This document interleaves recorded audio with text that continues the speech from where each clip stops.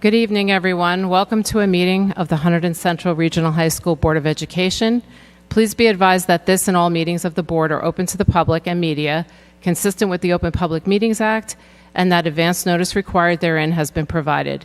Meeting notice was also posted in the boardroom of the upper school campus, sent to the Courier News, Star Ledger, Express Times, and the Hunterdon County Democrat, and sent to the clerks of Delaware Township, East Amwell, Flemington Borough, Raritan Township, and Reddington Township. The public will have an opportunity to be heard as shown on the agenda. Can I get a roll call, please, Ms. Spitzer? Mrs. Duggan? Here. Ms. Gong? Here. Mrs. Gray? Here. Dr. Halpern? Mrs. Kellogg? Here. Ms. LaCosta? Here. Mrs. Peterson? Here. Mrs. Rothel? Here. And Mrs. Santangelo. Here. All right, everyone, please join us in the flag salute. I pledge allegiance to the flag of the United States of America and to the republic for which it stands, one nation, under God, indivisible, with liberty and justice for all. Okay, Sue, would you like to read the district mission statement for us? Sure. Hunterdon Central is an innovative educational community dedicated to the intellectual, social, and emotional safety and growth of all students. While fostering curiosity and promoting wellness, we aspire to create powerful learning experiences, establish strong partnerships, and serve as contributing members of society. Thank you. All right, I'd like to move to approve the regular and executive session minutes of the March 24th, 2025 meeting. Can I get a second? Second. Thank you. And can I get a roll call, please, Mrs. Spitzer? Ms. Gong? Abstain since I was not there. Mrs. Duggan? Yes. Ms. Gray? Yes. Mrs. Kellogg? Yes. Ms. LaCosta? Yes. Mrs. Peterson? Yes. Mrs. Rothel? Yes. And Mrs. Santangelo. Yes. Oh, yes, motion carries. Thank you. All right, we just want to note that there was correspondence received by the board, and the board will be maintained on file in the office of the board secretary. Next up is the president's report. So this month, we are excited to share with you an announcement about the new Board of Education newsletter and notes. This will be a monthly newsletter capturing the information at the board meetings. In addition, we will be including additional links to easily access our board handbook, the oath of office we follow, board goals that we align with, as well as notes from our committee meetings. Please keep in mind these notes will not reflect confidential, legal, or deliberative information. This is consistent with the Open Public Records Act. In fact, one of the things we are hoping to do is push out as much information as possible that we are legally allowed to in the spirit of transparency. We hope to reduce the time and costs associated with Oprah requests. We are also using this format to reach a larger audience. So the day after the board meeting, we will be emailing this newsletter to all students, parents, staff, as well as posting it on the BOE section of Hunterdon Central's website for community members to access, as well as posting it on social media.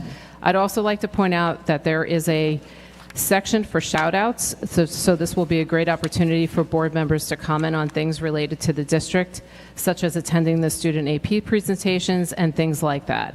There is also a section for suggestions, so since this will be our first newsletter, we would love to hear from you in terms of how the information is received, how easily it is to read it, and things like that. So thank you, and we are looking forward to your feedback. The board would also like to introduce our new board attorney, Kyle Trent, from Apperzazy, McDermott, Mastro, and Murphy, who is here with us tonight.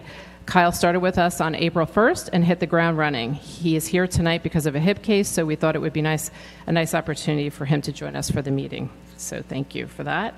And that concludes my report, and I'd like to kick it over to Jessica for her superintendent report. Thank you, Lisa. Welcome, Kyle. Good evening, everyone. Welcome back to our students and our staff. As you know, today is our first day back from spring break.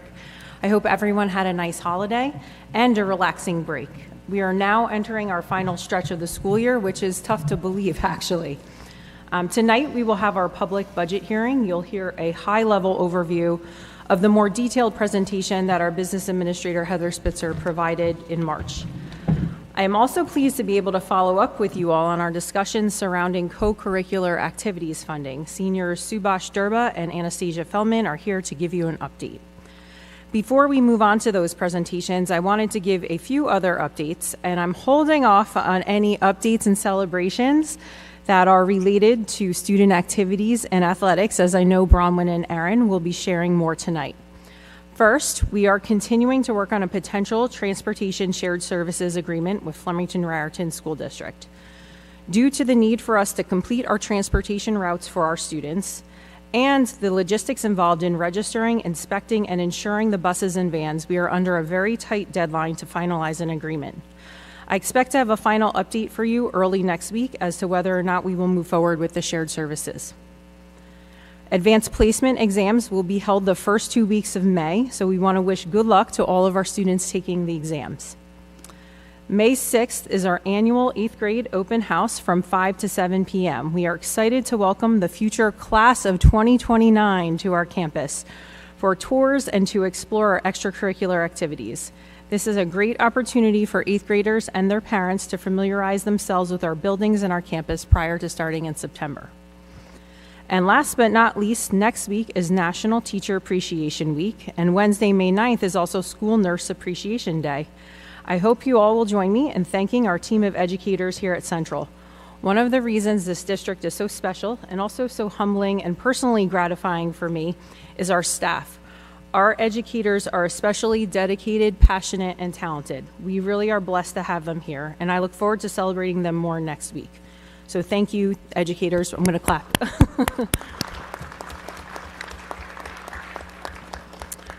All right, we will now move on to our budget hearing presentation. I'm going to ask us all to move to the first row so we can see the presentation, and we will move back here after.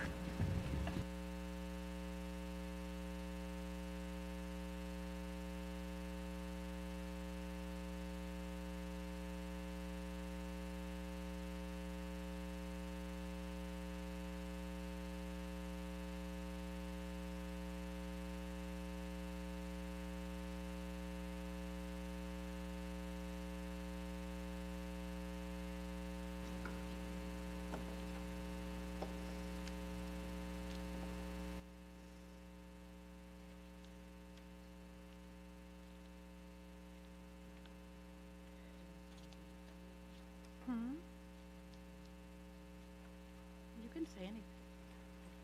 Hear me. This is my final. Final is right at the top one of the second activity, so, yeah.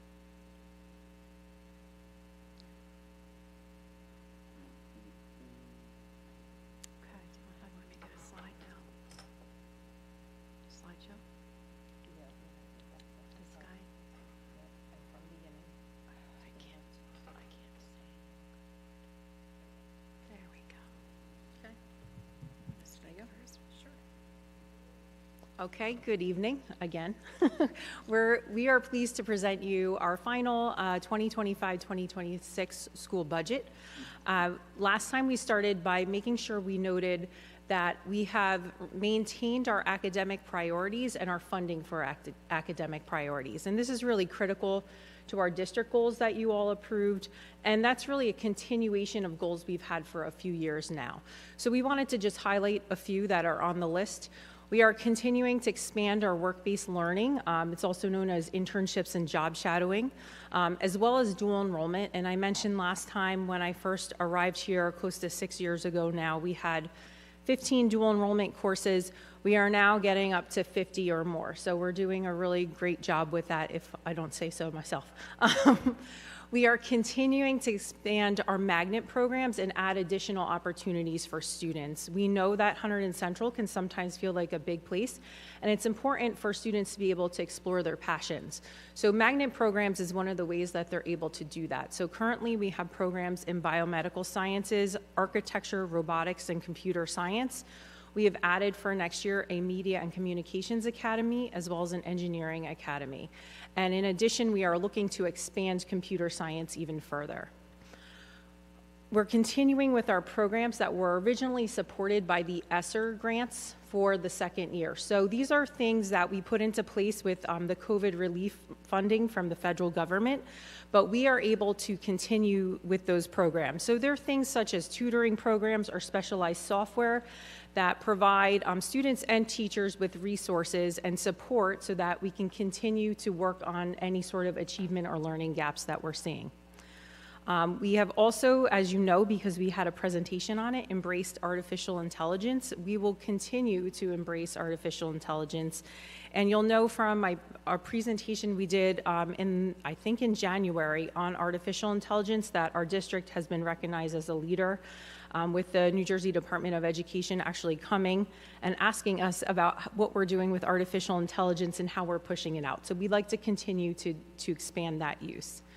And then finally, we want to make sure that we're keeping with any other sort of curriculum initiatives we have. So one such example is our wellness curriculum initiative.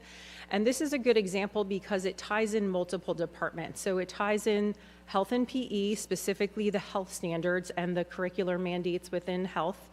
But it also brings in our counselors and our SACs because they have really strong counseling expertise that perhaps our teachers aren't necessarily trained in. So we want to make sure that there's good cohesiveness between the counseling curricula and the health curricula. So I will now pass it over to Heather. Thank you, Jessica. I'm going to try to make this brief. It's going to be a lot of the same information that we provided at last meeting, just some highlights. So the first thing to note is that at the March 17th meeting, the Board of Education took action to approve the tentative budget that was sent to the Department of Education, where it was approved with no changes. It was advertised in the paper on April 24th, which was last Thursday. And tonight on the board agenda is to approve the final budget so we can start planning and start moving forward. As everyone has heard, there's a lot of budgeting challenges. There's a lot of issues in many of the school districts that you're hearing all over the state of New Jersey for many reasons. It's not different here. We have many of the same challenges. State aid continues to decrease, although this year is the first year we did get an increase year over year. And that increase it's a little deceiving because it says that we did receive a 6% increase in state aid year over year. The thing to remember is there's a difference between 6% of state aid versus 6% of your budget. That 6% in state aid was about $206,000, which equates to 0.27% of our entire budget. So even though it sounds like a lot of money, sadly it doesn't go very far. We continue to have declining enrollment. Overall, in the last 10 years, our student enrollment is down 785 students, or 26%. And with that, it's kind of piggybacked off the next one as well. A new program was put in at the Hunterdon County Vocational School District. So when our students go there, we don't get to count them in our enrollment. So we have had a decrease of about 590 students since that program went into place. And this year we're sending 171. So it's a pretty large percentage of the declining enrollment that we are no longer able to count in our enrollment due to the academies going on at the VOTEC. Did I do that? No, sorry. You're very kind.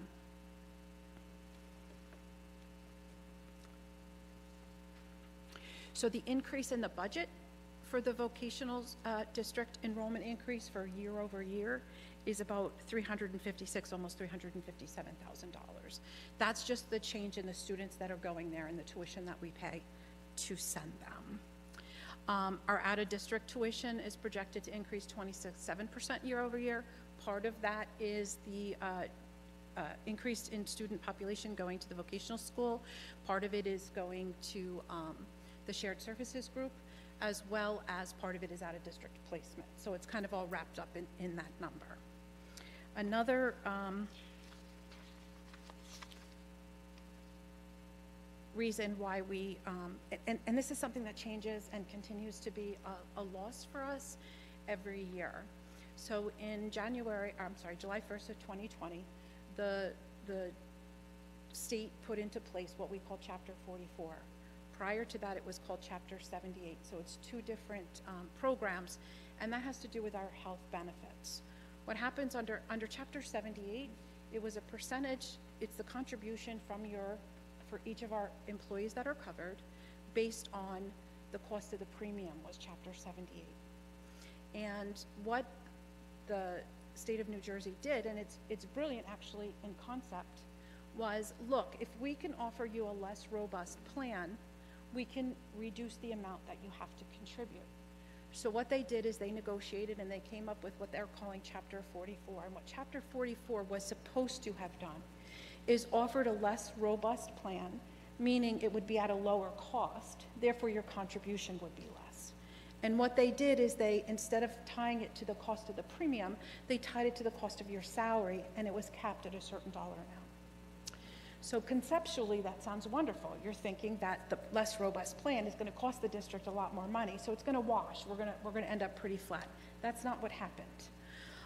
The plan that came in under Chapter 44, which is called the EHP plan, which is an employer health plan, is less than a couple $100 less than what our robust plan is. So what happened in that situation is our cost of premium that the district is paying in total didn't go down enough to offset the amount that we lost in the employee contribution. So what that means is, since this program went into place July 1st of 2020, the district is down about $718,000. And that's the difference of what we had to pay in premium and what we didn't collect had those employees been covered under Chapter 78. This is a 7-year law that's in effect that will sunset in 2027, I believe. And we're not real sure where it's going to go. It was supposed to save districts all this money, and it really hasn't. Also, what Chapter 44 does is the employee new to the district doesn't get a choice. They automatically are enrolled in that program. So they can't take a Chapter 78 plan and contribute more. They're directed directly to that program. So that's something that we continue to manage and we continue to watch. But we've been a little bit more successful from the health benefits perspective because we're in what's called a state health insurance plan. It's a shift, so all of the districts are pooled together, and we hope to have a better experience rating, which is able to help to save us some money. We have 3 Class 3 officers in our district and 1 SRO officer. This was the year that we were renegotiating those contracts. They come up every 3 years. The Class 3 officer the rate increased 22% year over year. So that was something that we had to kind of find a place for in the budget. Utility costs continue to increase just like at home, and we were told to project an additional 20% year over year, although I'm hearing that they're hopefully trying to do something about that. I'll believe it when I see it. But the last 2 years, our utility costs have increased 49.71%. Property and casualty insurance year over year is up about 15%. That's not unusual. Cyber insurance is up 30%. That's been pretty much what we've been trending for the last couple of years. And then employee benefits are up. Of course, when salaries go up, all of these go up. You know, the unemployment costs, the pensions, the workers' comp, those types of things that are dictated based on your salary continue to increase as salaries increase. I talked about everything. I probably don't need to do the next slide. This was, as we were talking about the vocational school students in the academies, this is just a quick look. In 18-19, which was 8 years ago, we had 28 students attending. This year for 25-26, we're projecting 171, which is a 511% year over year, and that program continues to grow. So this is something that we have to continue to watch very closely. We pay tuition for these students to attend these programs, we transport them, and then we lose state aid, for lack of a better word, because of the adequacy calculations, because they don't count in our student count. So it looks like we're going to have 171 students less than we would have had if this program wasn't active. So how did we do it? You know, we're all facing inflation. You know, we see the expense side, but it kind of helps us on the revenue side. We have a pretty robust cash balance due to our capital and maintenance reserves. So we're able to invest that money and help to fill in some of the revenue gaps going forward. What we have been successful in doing is staggering them so that they don't all come due at the same time. So we have a big, huge hit of revenue. So we have them staggered over 6 months, 12 months, and 18 months. So they'll go over several budgetary years. We do this every year. We don't, we try to take a look at our budgets almost from a zero-based balance. So we're very analytical of all of our department budgets. We take a look at everything that's going on. We tie it back to student enrollment and what the students need in the classrooms. So that's a regular part of this process as well. The declining enrollment, it hurts us on one side, but as it's more of a benefit on the savings side, because as staff retires or resigns from the district, we really are able to take a very close look at what our needs are based on our student enrollment. So that's been able to help us in many ways in terms of having to do reductions in force. We haven't had to do that. We've been able to make up the difference in the change in enrollment due to staffing attrition. Again, I talked briefly about the relative low increase in health benefits. This year, our benefits, this was high, actually, based on the last 3 years, it went up 9.2%, where the state health plan is still in double digits. They're in between 15 and 20% a year, going up year over year. Another thing that we did that's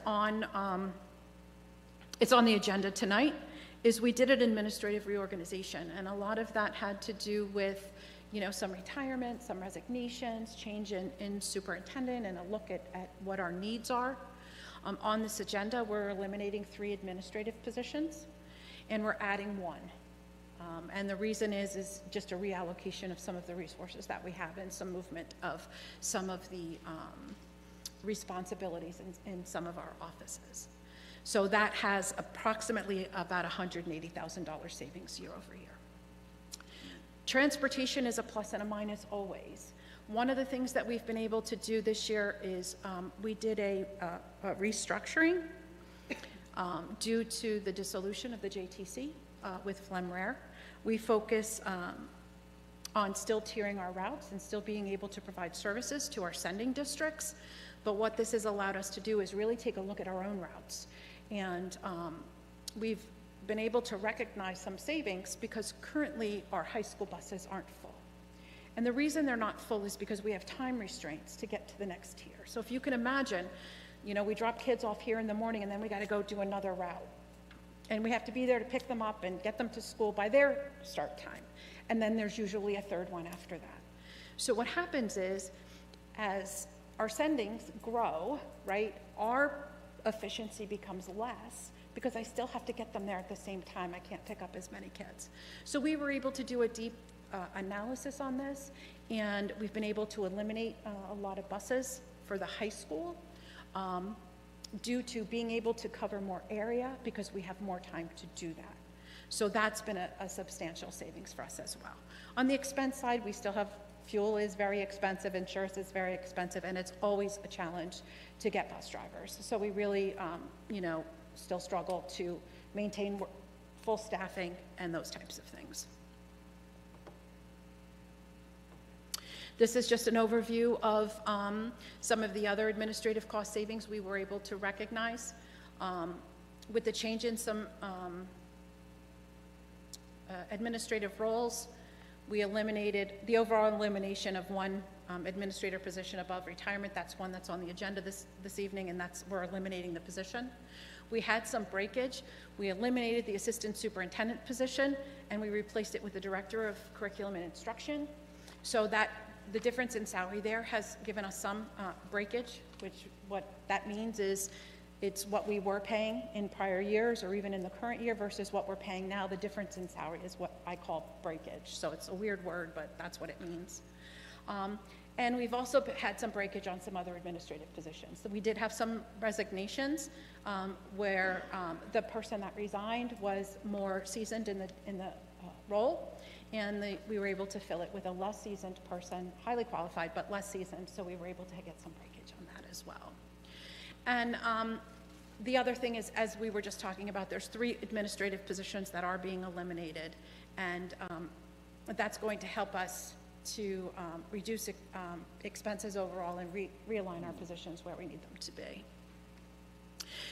These things together is about $180,000 in savings in administrative costs.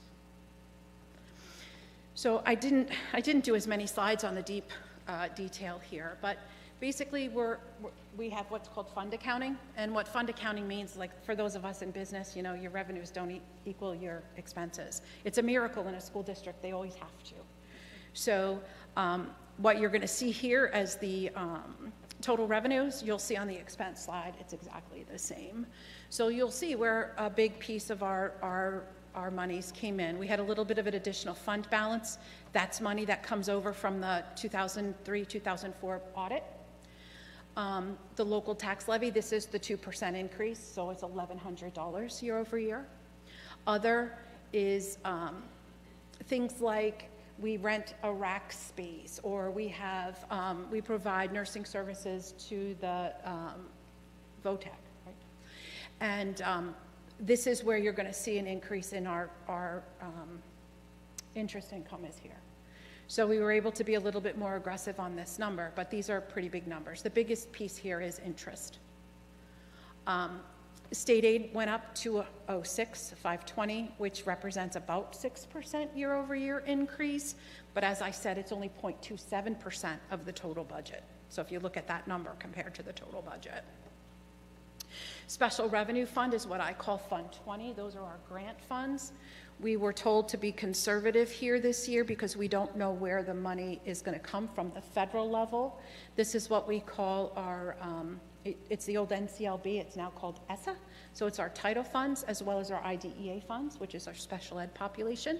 We use that money for out-of-district placement, but not knowing where our federal money is going to land this year, I typically budget 85% of the actual award from the prior year. This year we budgeted 75% on guidance. Our capital reserve, now this looks a little misleading because we were very robust in what we budgeted for capital projects last year. So we budgeted $7.6 million. This year we're only budgeting $5.6 million. So this looks like a huge savings, but this comes right out of the capital reserve. It's not taxpayer dollars.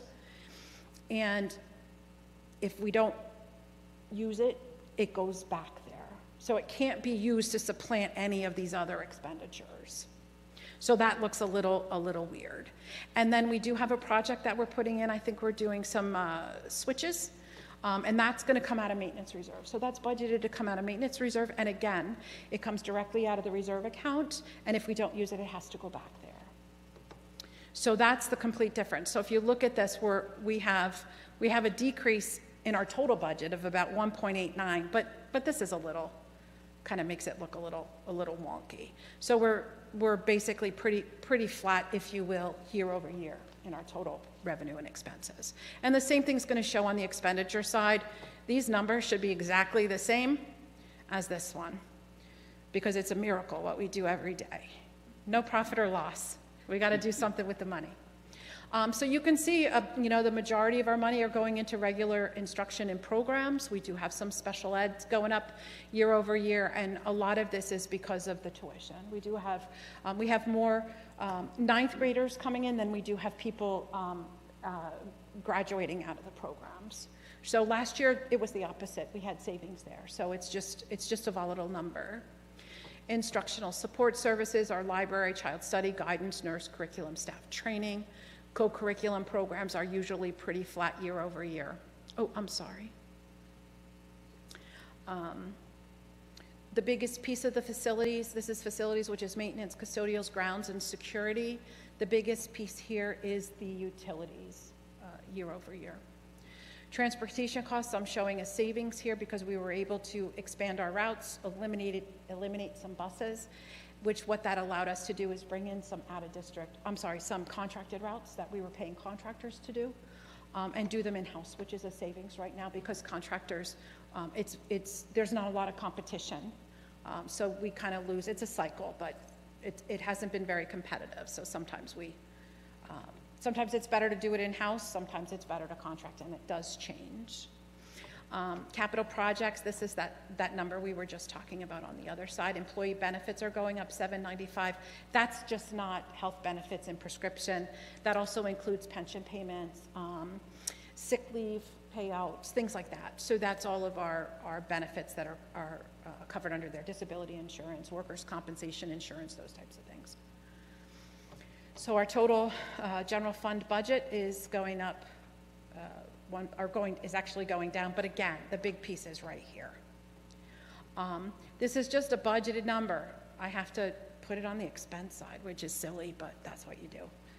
So that really doesn't mean anything. I keep it flat. Really, the important number is the one on the revenue side. So my total fund, and then this is the Fund 20, again, my grant budgets. So again, we budgeted this at 75%, and these are our total expenditures, our total change year over year. If you remember, this budget, this is the capital reserve for the 5-6 budget. And it's made up of these numbers. So we're going to be doing roof replacements on the 300s wing and the auditorium.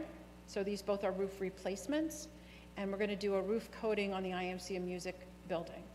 These are what are called ROD grants, which are regular operating district grant. 2 years ago, the state opened up SDA money, which is this Development Authority. It's out of my head, sorry. And basically what that allowed us to do is they prioritize the type of projects that they will fund, up to 40% of the final eligible costs. So this year, or this process, the last one, the last time we did these was probably, I think in 2014 was the last time they opened ROD grants. So what this means is we applied for certain projects. They tell us, they give us an idea of what things they'll approve. They approved roofing projects out of this round. They approved HVAC. We did also apply for some paving projects, hoping that we would get them in, but they didn't get that far down in the bucket of money that they had. So what this means is this is the amount that was budgeted. The state of New Jersey will refund us 40% of these costs. I applied for 19 ROD grants and I got 15. So we're going to be doing 3 this year. We did 1, this summer, and we did 1 this year. So we got a long way to go with that. We're planning more air conditioning for next year because that takes a long time to get that in. Those supplies are really hard to get or take a long time to get. So we're going to do a repaving project of the transportation lot. We're going to be doing some internal work, and we're going to do some more upgrades to the lockers so the students have more places to sit, where we've taken out the lockers and put in benches. So basically these are the projects, and that's what that comes out to. This is what's budgeted. If, say, for example, that 300 wings roof replacement comes in at $700,000, I only do a purchase order for $700,000. The additional $153 stays in capital reserve. These are complete estimates. So even though this is what we budget, this isn't necessarily what we're going to move or get permission to prove. We go out to bid or we get quotes if it's on state contract, and the board will approve those projects as they happen. So in summary, our tax levy went up 2%. We did not need to exceed the cap, even though we could have. We do have money currently sitting in a banked cap. In the last couple of years, we didn't budget to 2%. Anything that you budget less than 2%, they allow you to bank to use in future years. So say, for example, next year we find ourselves in a pickle and we need to use $263,000. It wouldn't be 2%, it could be 3.5% or 4%, whatever that number comes to. Also, in the final draft of the budget, we received $173,000 in health benefit waiver. We didn't use that this year as well, so that also goes into bank cap. So there's more of this also currently in the budget. you have 3 years to use this. If you don't use it within the third year, the first year will fall off. So right now, we could use all of this next year. It's only 2 years. So next year is the year to make the decision on the first year's banked cap. Tax rate calculation is really kind of confusing because we're a regional school district. I'll do my best here. We get equalization and enrollment numbers that come directly from the state of New Jersey. Enrollment numbers make sense to me. We report those. Equalization values, I have no idea. None of us do. Basically, it's based on your home valuation and your wealth in the town you live in. Once we get those numbers, what that's going to give us is it gives us a percentage of the total tax levy that gets allocated to each of the sending districts. And that provides the percentage, and the enrollment takes the percentage. So, and that will give us the percent share of each levy for each municipality. Once we get the share of the total tax levy for each municipality, we also take what's, in order to determine what the actual tax rate is for each municipality, we use the ratables that are in each town. So those are your actual assessed valuations. I get that information from each of the municipal clerks, and also I tie that back into the county tax office. This is how we determine your rate. And basically what it is it's taking the tax levy, this number, divided by the ratables, and it gives us a rate. And that's what, I report that to each of the town clerks, and that's what they raise in taxes for next year. So that information will be going to them as soon as this has been approved. I think I have until the 18th or something of May to certify that with them. And then you'll get your tax bills in August. This is just a quick summary. I wanted to show you what our allocations have been over the last 4 years. So basically going through the calculation I just discussed, Delaware Township is going up $46.98 per 100,000 of assessed values. So if you have a $300,000 a house, this is times 3, okay? But over the last 4 years, it's only been cumulative $8.99 per 100,000. The reason for that, and you see these fluxes, is because basically the biggest piece is enrollment. So because Delaware Township and East Amwell are small, a couple student change can really change this if you look at it as a percentage.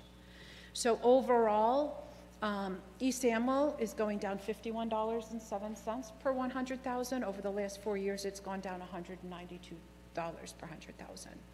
Flemington's going down $7.50, and over the last 4 years, it's gone down $88.62. Raritan is going down $5.10 on your current bill, and it's been, over the last 4 years in total, it's gone up $6.94. Reddington must have a lot more kids. At least that's the trend for the last several years. So they're going up $37.33, and this year, which is big, but if you look at it over 4 years, it's only $1 more averaged over the 4th year.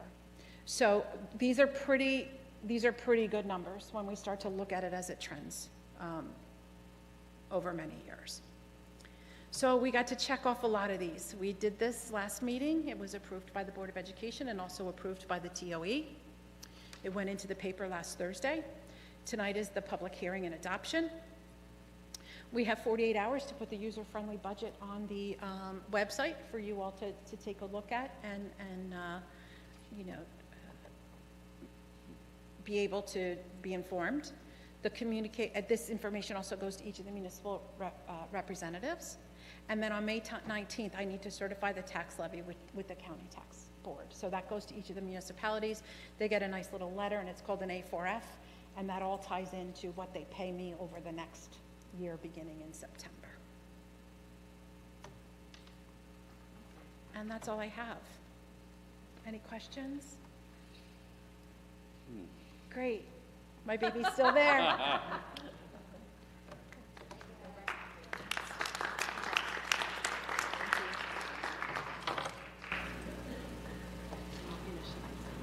I think I did it. Perfect. Yeah. Well done. Okay. Just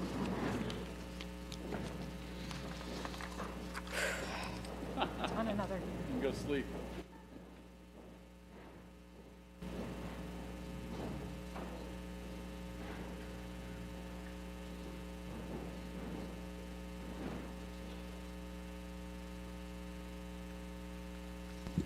Okay, thank you, Heather.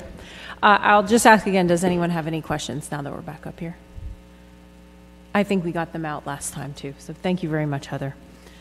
So next, I'd like to ask Subhash Durba to come up for an update on our co-curricular activities funding. Subhash? I know I did it last time. Do I have to like write my stuff down here? All right. All right, cool. Hi, everyone. Thank you for having me.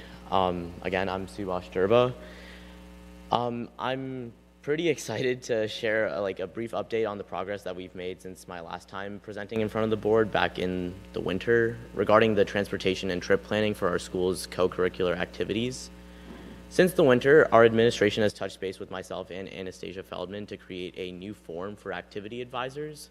This form is designed to be submitted ahead of time, notifying our administration when and where trips are going to be occurring. And the purpose is to allow our administration to better anticipate needs and allocate funds for transportation accordingly. Obviously, we do have some budgeting issues, so we want to make sure that those issues aren't amplified, and in fact, we aren't causing a greater strain on those issues. So this form is to try and alleviate that process without making co-curricular something that's a burden on our school's budget, while still offering these platforms for our students. I'm also happy to report that the form was finalized by the administration just a few weeks ago, maybe pushing a month. It not only addresses that transportation challenges raised by myself and Anastasia in the previous board meeting that we presented in front of, but it also helps ensure that advisors aren't left scrambling at the last minute or struggling to find trips and buses on their own. On the funding side of things, we've also had productive conversations between the students and administration. One major step forward was establishing a rolling application timeline. Instead of having advisors, instead of giving them the ability to submit requests at any point during the year, there's a designated window, which I still believe is TBD when it starts and ends, but this designated window creates a more structured way for efficient planning, which involves the advisors in this process.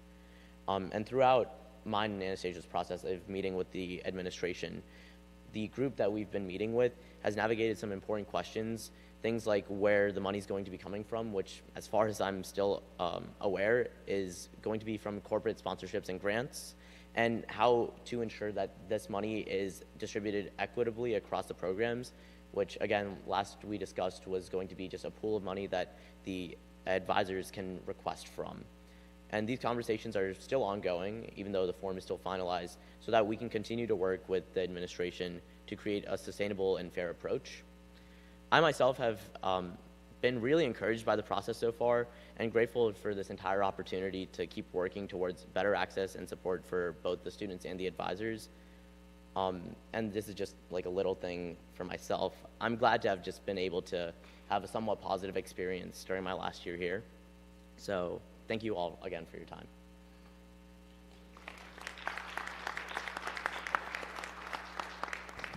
Thank you, Subhash. And I'm really proud of you and Anastasia and everybody else. Bronwyn and Erin, you were part of that. We really needed your input, so we really appreciate it. And Subhash was like coming off of a weekend of competitions, and he volunteered to make the form himself. I was going to do it, but he did it, and so I applaud him even further for doing that. So thank you very much.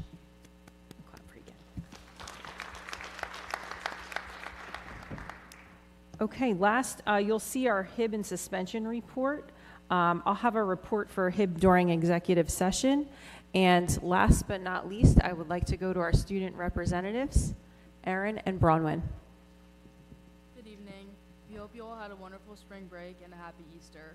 Our names are Bronwyn Downey and Erin Johnston, and we are student representatives on this Board of Education. Tonight we'll be sharing updates, news, and insights from the students at Central. First of all, I'm happy to personally report that our band concert on Thursday, March 27th went extremely well. This was our longtime band director, Mr. Kenny's last full band concert as he is retiring this year. And he, alongside Mr. Hilkema, did a wonderful job conducting our performance, with his actual final concert being at the end of May. Additionally, our jazz concert and district choral festival were great opportunities for Central music students to showcase their talents alongside middle schoolers from our sending districts. Finally, our Equips, Able, and Achieve students' spring dance and the thespian lip sync battle these past couple weeks have let our students' dancing talents shine, with theater student Celia Graziano winning the lip sync battle. For those interested in upcoming theater and music events, we have the Central Jazz Concert on May 7th, the Thespian Competition Showcase on May 9th that will feature award-winning performances from our Central Theater, and the freshman-sophomore play Lost Girl on May 16th and 17th with a matinee before closing night. We are seeing great success across the board with our spring sports. Girls lacrosse is currently 9-2 with 120 goals on the season so far. Softball has had an amazing start to the season, remaining undefeated with 11 wins against tough opponents. They face Watchung Hills tomorrow at 4 at home and again on May 1st away. Baseball played an exciting game against Immaculata, winning 8-7 in extra innings. We encourage students and families to come out and support our spring athletes, especially with senior nights coming up over the next few weeks. Full schedules for all teams are available on the Hunterdon Central website under the athletics section.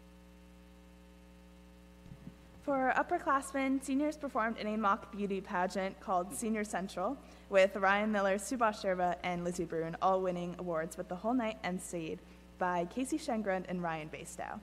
Juniors are currently getting ready for their junior prom this Friday, May 2nd, and some juniors passionate about service and leadership will be inducted into the National Honor Society on the night of May 12th. The Red Cross Club will be holding a blood drive that same day to help community members in need.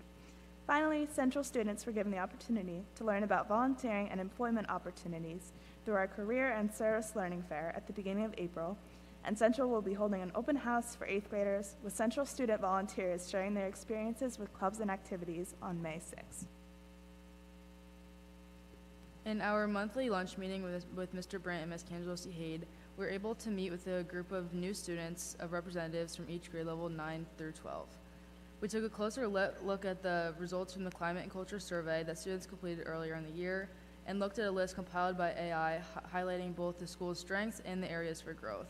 In summary, students expressed appreciation for the variety of classes, supportive staff, unit lunch, and a sense of belonging, and raised concerns about student behavior, bathroom cleanliness, communication, and some policies and resources. We also brainstormed possible strategies to address these areas and discussed ways to make Central a more welcoming and inclusive environment for all students. We would like to continue to thank everyone for their support and attention to our reports tonight and at these past board meetings. We are looking forward to continuing to share the passion students have for Central as we enter the final months of the school year. Thank you, Bronwyn and Erin. Oh, we can clap. And I just want to add, we've heard a lot about climate and culture survey results, and so the board knows that we do plan on formally presenting that to you at May's meeting, at next month's meeting. So thank you again. All right, Lisa, that concludes my report this evening. I'll turn it back over to you. A question for the superintendent. Yes. Now that we have these great kids graduating, will we have super replacements for next year? Well, we only actually have one of them graduating, but yes, there will be like an election and all of that to make sure we continue our student representatives.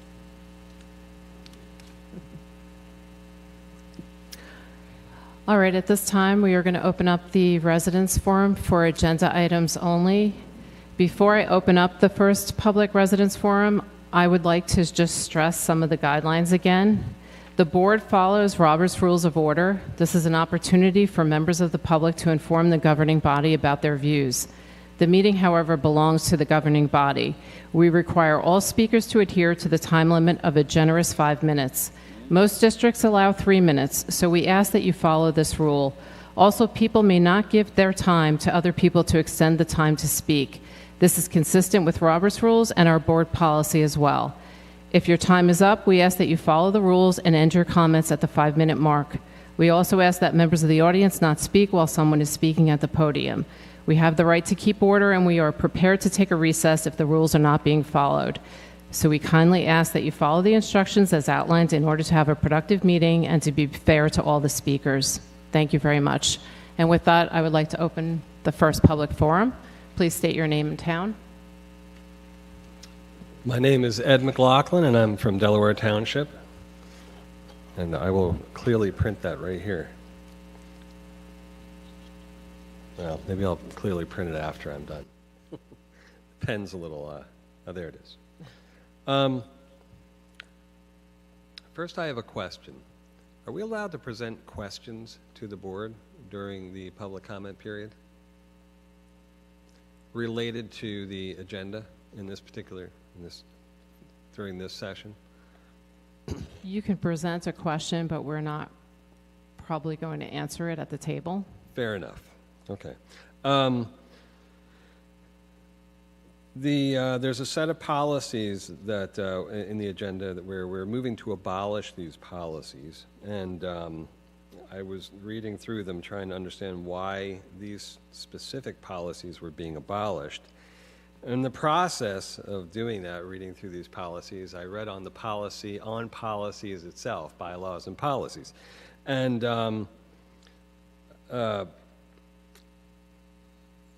I came to find that there were a set of about 8 policies on the website. I don't have the site on. It's not in my head right now. But anyway, the site where the policies are available. That there were about 8 policies that had been. It said that they were reviewed by the board in March and updated in April of this year. March 2025 and April 2025. But at no point could I find a reference to those policies actually being discussed publicly, a public reading on them, or anywhere in the agenda where they had been referenced. And I can give you an example of some of them. There was policy 0110, identification. Policy 0132, executive authority. Policy 0133, adjudication of disputes. Policy 0161, call adjournment and cancellation, I believe is what it was. But they're marked on the site as having been reviewed by the board in March of this year and updated in April of this year. But there's been no prior references to them in minutes. So I guess one question is that what, is that proper? Doesn't seem right to me that we're updating policies on the site where they're published and having them reviewed by the board when they should be discussed publicly, or there should be public readings of them. So I guess in the process of understanding these policies that we're talking about tonight, it seems like there's some things I wouldn't expect to see with existing policies. Is there any explanation for that? So I wonder if during our policy readout, we might address some of that when we get to it. Okay. And then specific to the policy readout itself, these 11 policies, these are being abolished, and they include district organization chart, board superintendent relations. These seem fairly fundamental to the functioning of the organization in general. How have these been selected for abolition? So again, I think when we get to the policy readout, we'll probably address some of that stuff. All right. Well, I guess I would say then in advance of that I'd like to understand this during that readout session, both how some policies are being updated and not following what would appear to be due process or standard process, and then the other, how these particular policies are being chosen to be abolished, and what the meaning of that is. And in particular, there's a policy 1555, domestic partnerships, which is kind of an oddball with respect to the others. The others are about management and board superintendent relations and employee, these are kind of operational items, but this one about domestic partnerships kind of stands out as distinct from the rest. So I'd like to understand that better, so I'd like to hear some public discussion across members of the board to address those, if possible. So again, when Rebecca reads out the policy committee, she can explain. So she's the chair of the policy committee, so she's going to address a lot of those explanations as she goes through it. Okay. Okay? Thank you very much. Thank you. I have 9 seconds remaining. No, I'll sit down. Thank you. I'll just quickly say what follow on. I'm just going to follow up. Great minds think alike. I'm Ted Huff from Raritan Township.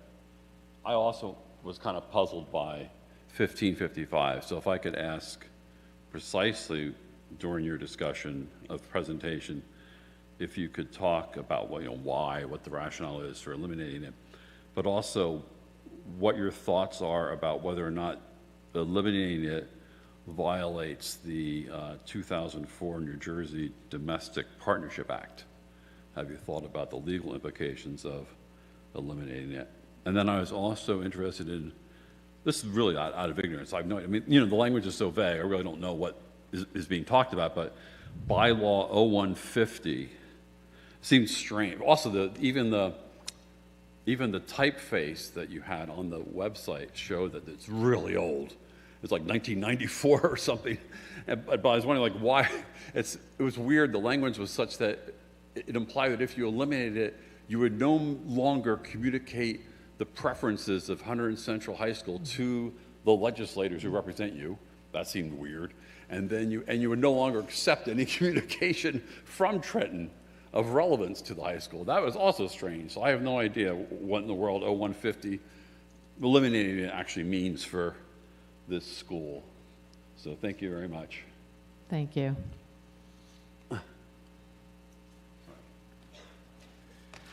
Thank you, President Santangelo. Reverend Vernon Williams, Raritan Township. And like the previous two speakers who have gotten up, I too have concerns about the policies that you are looking to abolish. And I would like that as you speak specifically to it, as you said, you'd probably get to it at the when it comes up. Particularly, what's the impact, especially for policy 1555? What's the impact to our staff? What's the impact to our teachers? What does that really mean?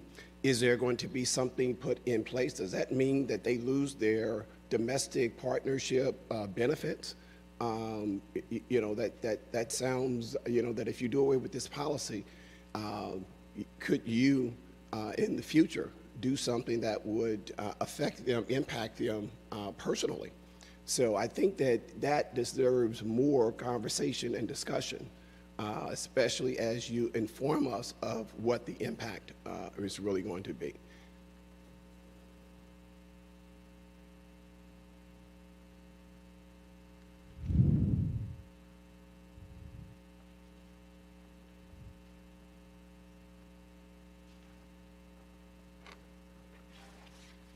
Thank you.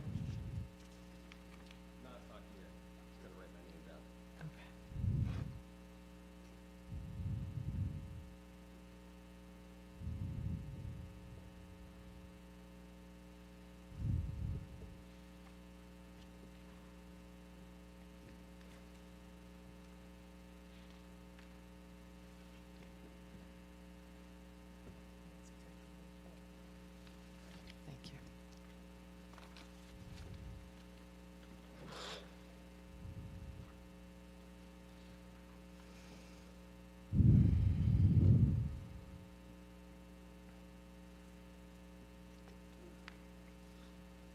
Good evening. Ms. Santangelo, thank you for the update on the newsletter. I think that's very encouraging for community correspondence, so I'm pleased that the board is moving in that direction and continuing to look for ways to engage the community and keep them up to date on all the good work being done. I'm once again here this evening to address policy 0164 in regard to the conduct of board meeting, which was on the agenda tonight for the second reading. Over the last 4 board meetings, the Board of Ed has failed to follow the policies outlined and eliminated the long-standing, over 20-year run of having board comments on the agenda.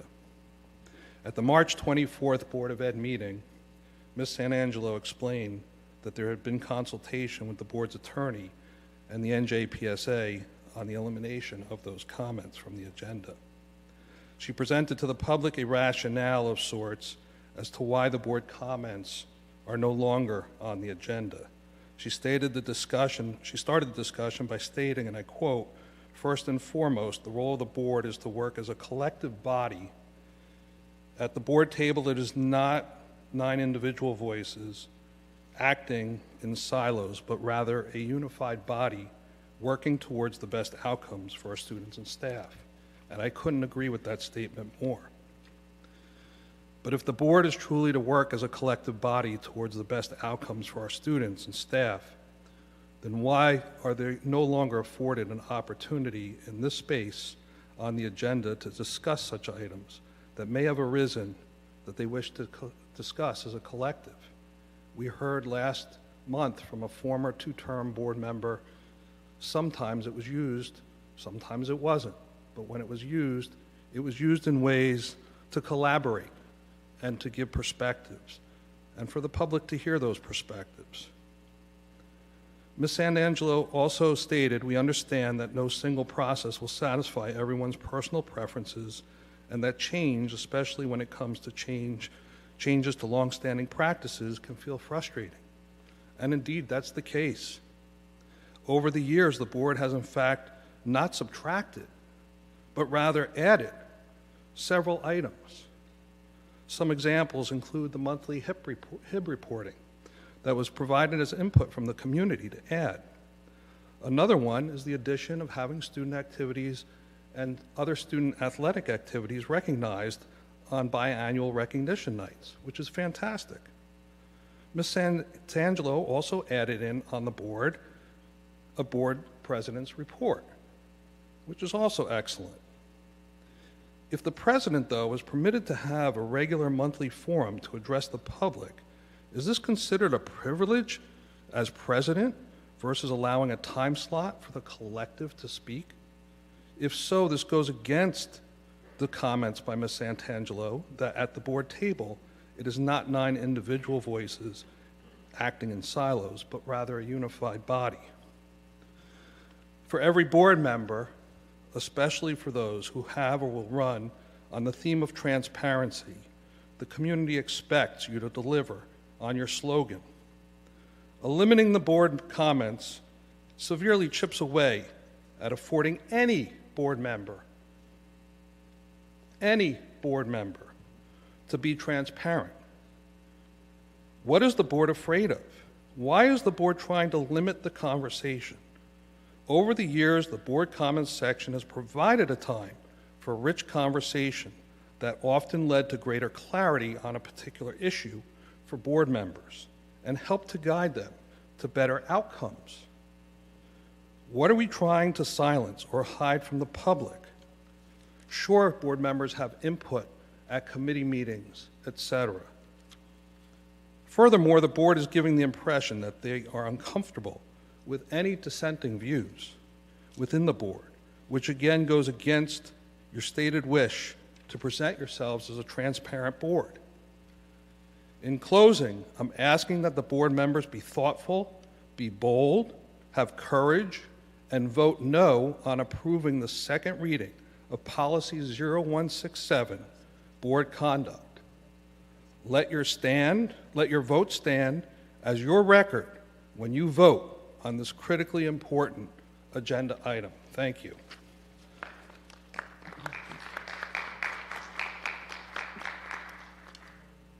Thank you. Is there anyone else?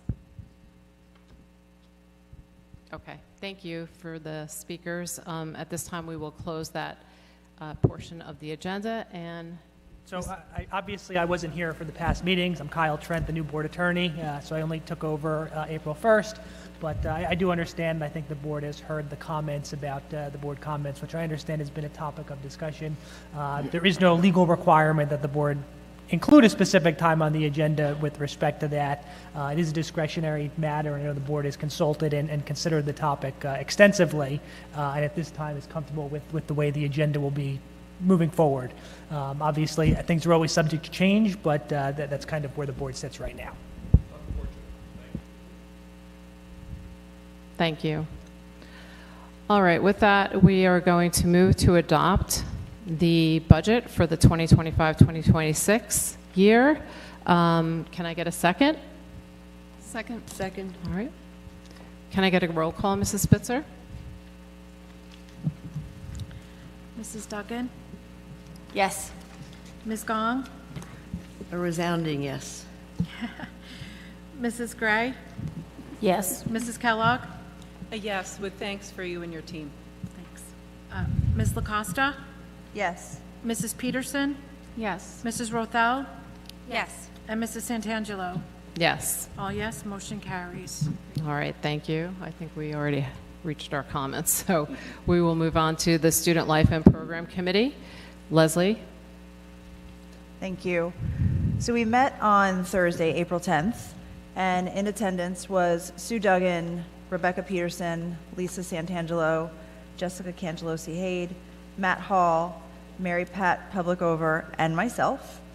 And we discussed an overnight trip for the speech and debate team headed to Chicago May 23rd through the 26th to attend the NCFL Grand Nationals Tournament. Costs for this trip will be paid through student, family, and fundraising. We then also discussed, or we reviewed, the summer 2025 sessions for Summer Institute and Summer Academy courses. Summer Institute classes are elective offerings for student enrichment, while the Summer Academy courses are designed to assist multilingual learners in fulfilling graduation requirements. And finally, we reviewed a staff research project being led by Mr. Brandt to formally request permission to conduct a student survey as part of his dissertation, research project. And with that, I ask to move items 1 through 3. Second. Can I get a roll call, please? Oh, sorry. You know what? Is there any comments before we move on with the roll call? Any comments? Nope. Okay. Sorry. Mrs. Spitzer, roll call? Ms. Gong? Yes. Mrs. Gray? Yes. Mrs. Kellogg? Yes. Ms. LaCosta? Yes. Mrs. Peterson? Yes. Mrs. Rothel? Yes. Mrs. Duggan? Yes. And Mrs. Santangelo? Yes. All yes, motion carries. Thank you.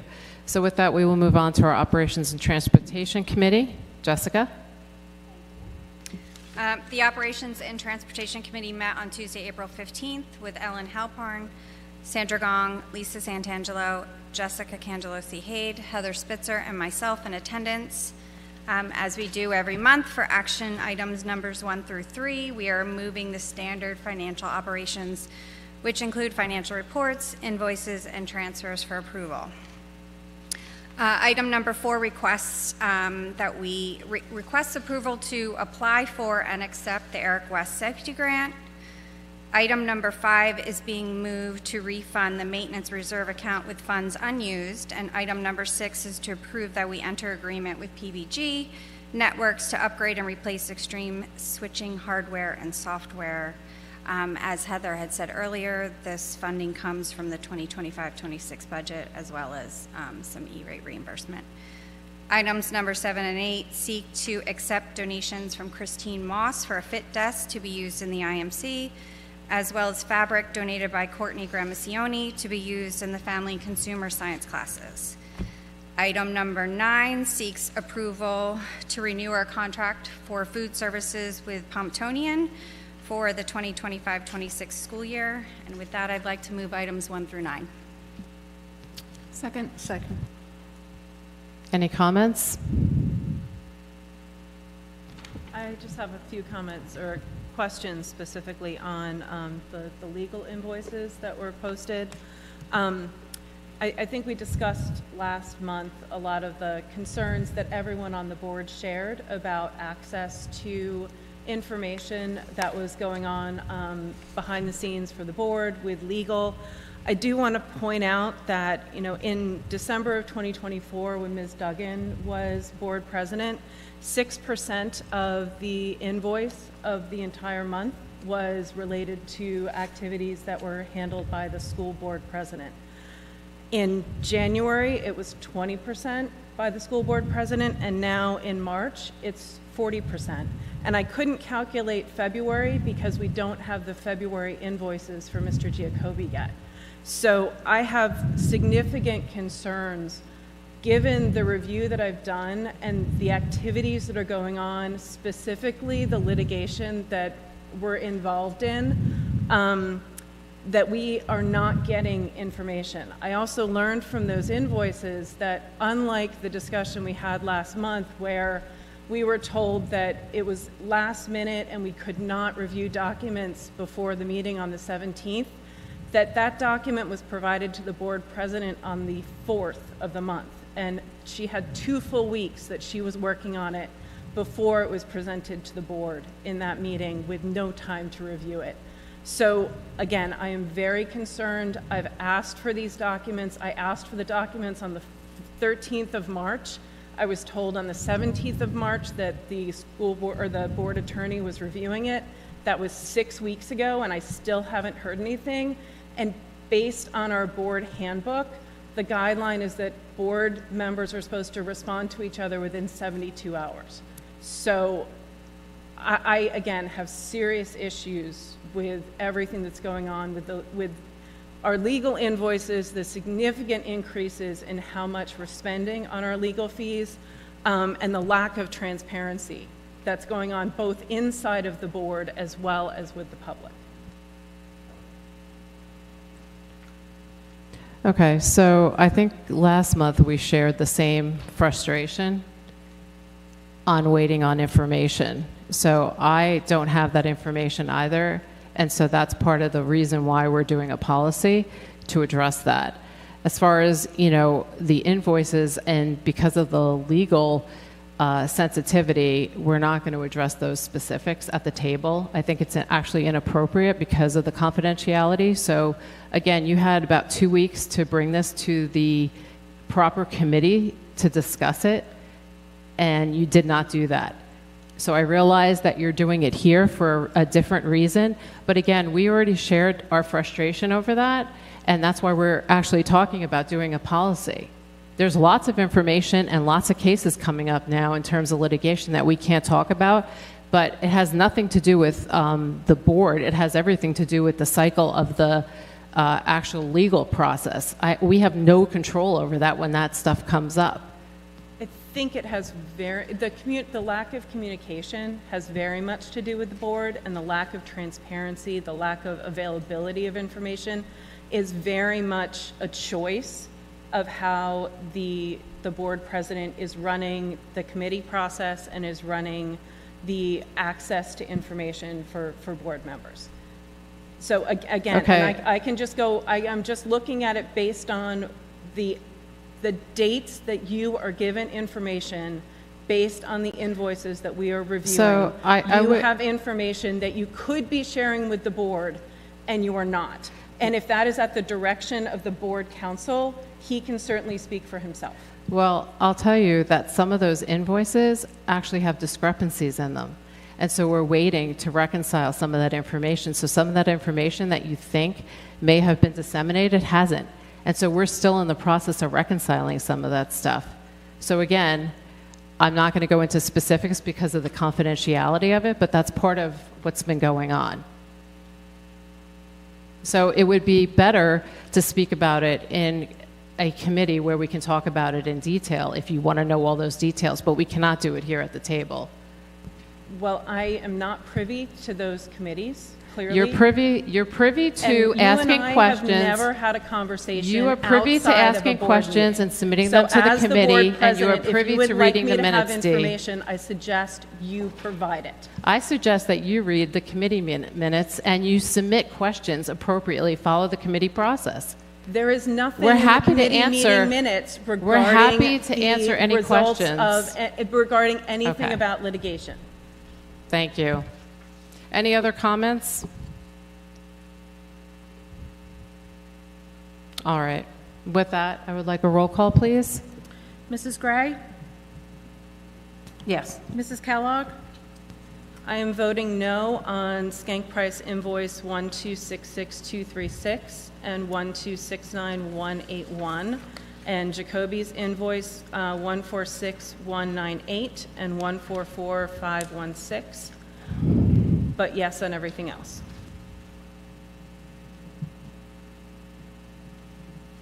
Ms. LaCosta? Yes. Mrs. Peterson? Abstain from the, I don't even know how to break it up, from the shank price bills that are not the special ed ones. I don't, just, I guess, abstain from the shank price bills and yes to everything else. So the only thing on the agenda tonight are the invoices. The ones that are provided are not on the bill list. So there's two different things. One's for information and one's for,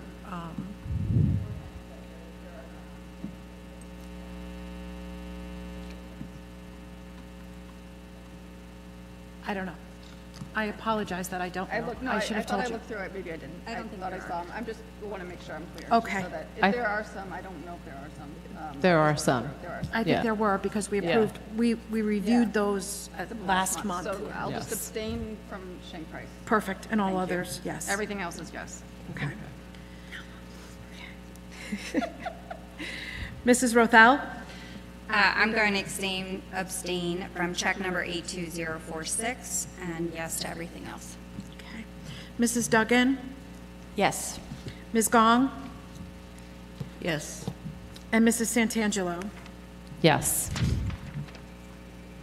Motion carries. Thank you. All right, next is the Personnel Committee. We met on April 15th. In attendance were Jessica Cangelosi-Hade, Claudia Gray, Dee Kellogg, Heather Spitzer, and myself. This is the time of year that we have the most action items to approve. These are the recommendations by the superintendent for the 2025-2026 school year, which includes acquiring tenured, non-tenured staff, paraprofessionals, custodians, maintenance, operations, mechanics, bus drivers, administrators, etc. In addition, we have also resignations, contractual appointments, substitute teachers, professional development courses for staff, leaves of absences, abolishment of positions, approval of job descriptions, as well as an appointment for the Director of Special Services, replacing our interim appointment. And with that, I would like to move items 1 through 43. Can I get a second? Any comments? I just will point out what Mrs. Spitzer said in the budget, that while there is some shifting, we've been shifting, working with the administration to shift to make sure that those positions have not been growing out of leaps and bounds above and beyond our student or teacher growth. It's been a hot topic, especially for Flemington and Marion Township, have been seeing some of the issues that have been going on at the K-8. So we're really just, we are very much aware of that and keeping a very close eye on that. All right, thank you. Can we get a roll call now, Ms. Spitzer? Mrs. Kellogg? Yes. Ms. LaCosta? Yes. Mrs. Peterson? Yes. Mrs. Rothel? I'm going to abstain from number 26 and number 39. Yes, no, I'm sorry, number 4, number 26. Yes to everything else. So 26, but only one number, right? Yeah.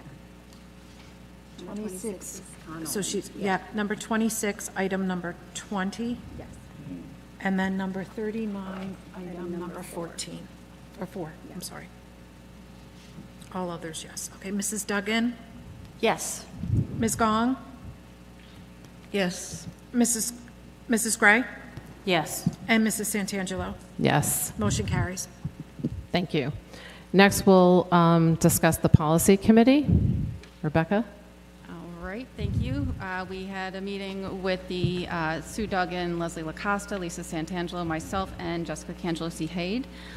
Just a quick reminder of the committee's work. We've been engaged in a section-by-section review of our policy manual. The reason that we have been doing this is to try to meet a goal of ensuring that our policy manual can be effectively implemented by the administration and used by students, staff, and family. So with that goal in mind, the committee is recommending the board approve 2 policies for adoption and abolish 11 policies on first read tonight, along with the second read of all policies from last month. We did not receive any questions from any board members on any of the policies first or second read tonight. The committee is recommending adopting 1 policy amendment and 1 new policy. Both are from our policy vendor. The academic integrity policy 5701 is intended to replace our current academic integrity policy, which is misnumbered, and there's some musical chairs of policies that's going on there. But this new policy will include the topic of artificial intelligence, which as you've heard us talk about many, many times recently. Continuing with our ongoing manual review, the committee this month focused on the administration section, which is the sections of labeled 1000s. There were 31 policies contained in that section, and that covers all basic administrative topics. We're recommending abolishing 9 of these policies, none of which are mandated, and all of which are quite out of date, which will reduce the size of the 1000s by about 30%. So when you see what we have been doing, because this board has not undergone a review of the manual as a whole, a systematic review, as far as we can tell, not really sure that it's ever happened. When we review a policy, a section of a policy, but don't change the policy in any way, we are putting a review date on that. So that review date is the date that the board looked at it and said, you know what, this policy might be 1998, but that's okay. It's still in line with what the board and the district are operating under. So that date is there for the public to know. We've reviewed it. It's not just sitting there from 1998. It's actually still effective. And that's just our way of transparency with the public, letting you know that this was reviewed and it is still viable. Nothing has been changed in the policy. If anything is changed in a policy, then it has to go through the first and second read for any changes. So that is why you see some of those dates. And some of our bylaws were updated, and if they were actually updated, they went through a first and second read, and those might have a different date of when they were updated versus when they were reviewed. So that is something new you will be seeing on the policies after we go through each section's review. The reason we have been reviewing these, as we said last month, we have 492 policies, and that is a lot of policies for our administration to have to implement and to make sure that we are following all of them. And what we found is at some point it appears that we adopted everything, whether it was recommended, just suggested, mandated, seems to have adopted everything. We have a lot of things in our policy manual that either we don't really utilize, like some of like the administrative liaison. I mean, yes, Jessica Cangelosi-Hayde operates with an administrative team, but it's not something she needs us to have a policy telling her to do. It is something she does on her own. So what we are trying to do is make this a more manageable policy by getting rid of the non-mandatory, very out of date, and very kind of questionable origin some of the policies have. Going through and doing our best to try to lower the volume of this manual to make it easier to actually implement. As far as policy 1555, this one is actually, we're not actually sure of the origin of this policy. It's not from our Strauss Esme, which is our policy vendor. It's also not from the New Jersey School Boards Association. But as far as the question of what protections couples have, this became obsolete in 2013 with Garden State Equity versus Doe, when same-sex marriage became the law in New Jersey. And so this policy was no longer necessary to have those protections to all of our staff. And so with that change in the law, and certainly with Obergefell in the recent years, that every couple has that same protection. So that is why this policy, and because we don't even know really where it came from, it might have been updated if it was from our Strauss Esme vendor, but it wasn't. So we're not exactly sure where it came from, like we said, but it isn't necessary anymore. All the protections are still there. So I hope I covered everything I was going to cover and all the questions we had. Did I miss anything? Okay. So with that, I'm going to move items 1 through 4. Second. Any comments? Yes, given the First Residence Forum, I would request a separate consideration of, and I'm sure our legal counsel will help us, the abolishment of policy 1555, sorry about that, domestic partnership. Thank you for the explanation, but I just, didn't know the reasoning behind the abolishment, but I just, on the surface, would say that it sends a message out to our community, to our staff. So that's why I would just reconsider perhaps abolishing that particular policy. Any other comments? I'm just curious, were the policies, the new policies that were identified to be abolished, were those run past board council? No, they were not mandated, or they were either recommended or suggested by our policy vendor. So our policy vendor, if they don't put a mandated on it, we're not required to have them. So we ran it by we went through them step by step with the administration, but not with board council because they're not required by law. Okay, is there another manual someplace that has information about incapacity of a superintendent or incapacity? Like where would the staff go to find that information now? They would go to our attorney, our board attorney. Okay, so rather than having it in the policy manual available to them, they would need to call the board attorney. Those were from 1998, and we have tried to see, there were no updates since then, and we're not entirely sure that the information in these policies is still viable. So in that case, yes, the appropriate step would be to, if we had a superintendent suddenly out, would be to have someone contact board council would be the right thing to do. And if I can interject, that's a matter of state law. One of the requirements for approval of superintendent contract is certain provisions addressing those things as well. So, again, I wasn't involved in the policy review. I will say, in my experience in other districts, I typically don't get involved in the day-to-day. The policy committee or a committee of the whole, if they operate that way, handles most of the issues without me. You pay Strauss SMA or you pay School Boards Association, whichever one you want, to basically provide you legal advice in terms of what policies are required, which policies aren't required, and then discretion there. So certainly I'm happy to help on any questions that come up, but that's not atypical. And there are other things that would address the incapacity of a superintendent and how to operate in that occurrence. Thank you. Yeah, I just had one other comment on policy or bylaw 0164, just to sort of echo Mr. Cohen's comments. I do think, one of the things that we keep hearing on this board is that no board member has any more power than any other board member or any more voice than any other board member. And I think indulging the president in a president's report and having a board memo or newsletter that's put out that all the information needs to funnel through committee chairs. And I think, again, it sends a very specific message about what voices are valued and allowed on this board. So. 4 goes, I mean, we all have the opportunity to discuss all agenda items. So, I don't see how that is favoring or disfavoring any particular voice. And as far as the newsletter, I look forward to the transparency with the public. But.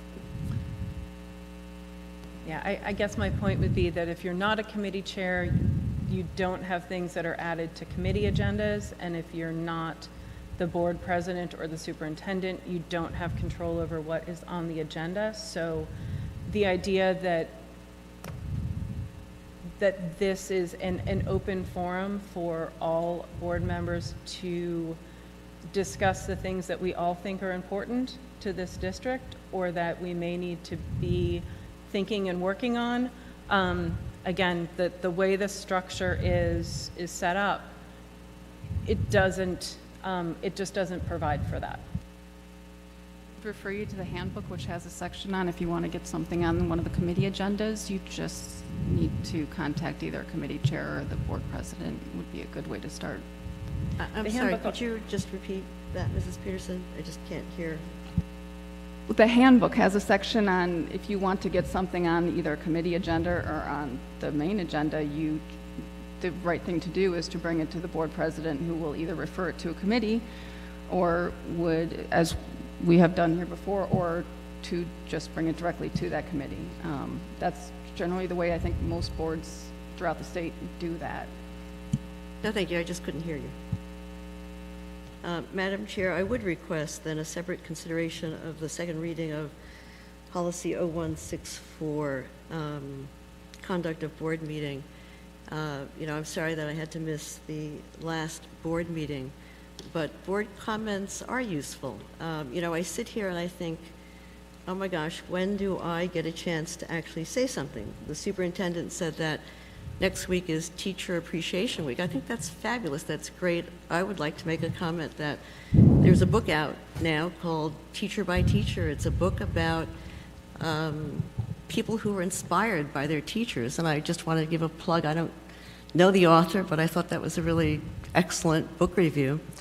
I wanted to make a comment about the, I wasn't going to because it's like, oh my gosh, do I make a comment about the AP research presentations given by the students? And we have one of them right here. It was about climate change and malaria. It was excellent. I enjoyed the 3 presentations that I went to, but to put it into, I don't know, just comments for the newsletter, it sort of loses something for our public. I think our public and our staff should hear board comments, so that's why I've been so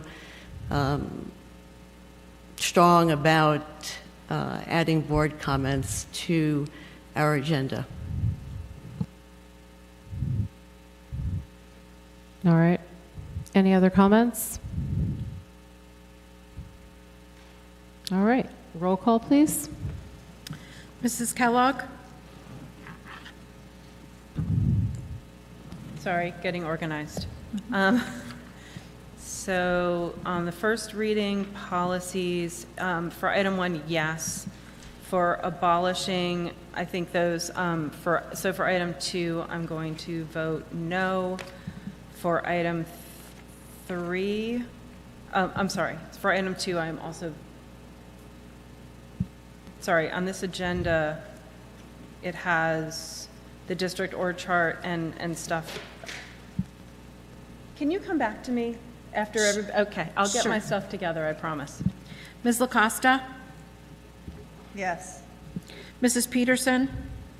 Yes. Mrs. Rothel? Yes. Mrs. Duggan? Yes. Ms. Gong? All right, let me try this. So for number 1, yes. For number 2, abolishment. Number yes on all except for number 9, domestic partnership. Item 3, the second reading.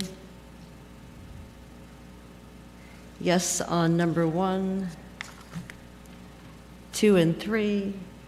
No on item 4. Yes on item 5 and 6. And I think yes on 4. Thank you. Mrs. Gray? Yes. Mrs. Santangelo? Yes. Mrs. Kellogg? Yes on 1. On item 2, no on items 1 through 9, yes on items 10 and 11. On item 3, no on item 1, or yes on item 1 through 3, no on item 4, yes on 5 and 6, and yes on item 4. Thank you.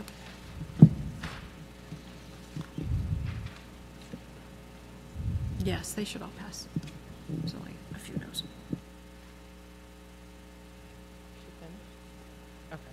All right.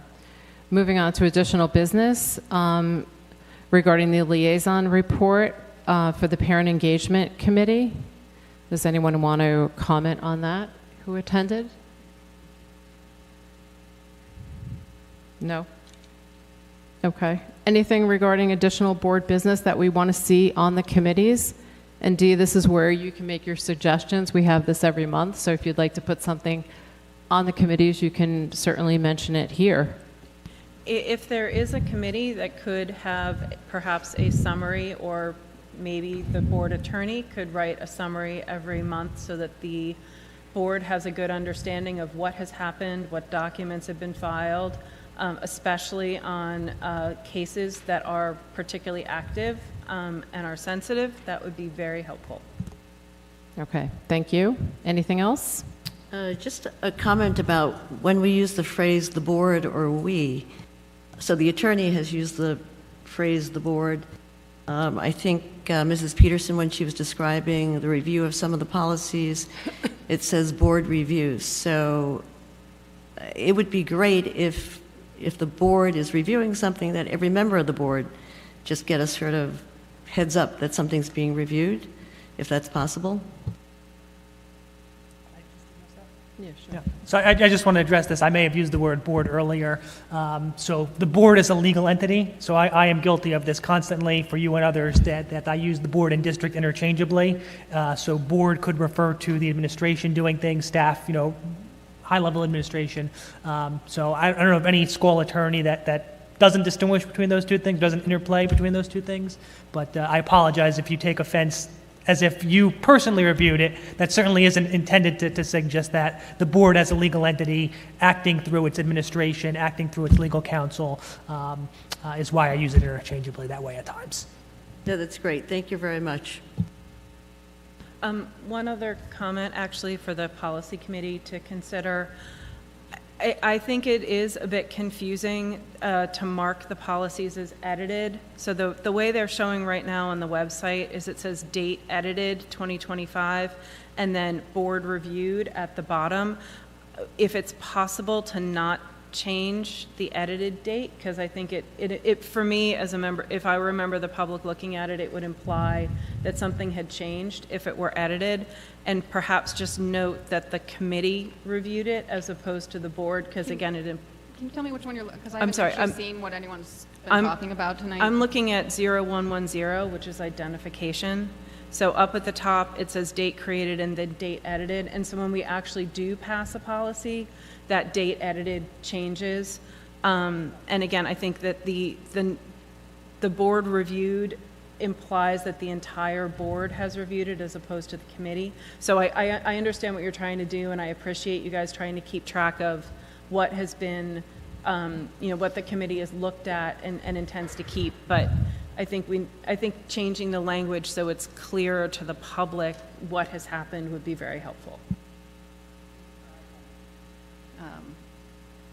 We'll definitely take a look. I think we've been figuring it out as we go. Well, it's something with the system, so we're going to figure it out. It's something in the, I think it's pre-hit buttons that affects things. So thank you for pointing it out. We will take a look at make sure we know what is happening when those buttons are clicked.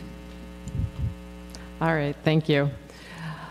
All right, finally, we will be moving to our final residence forum. This is for general comments, anything on the agenda, as well as anything else. If anyone is interested, please come up. You have 5 minutes. You need to state your name and town.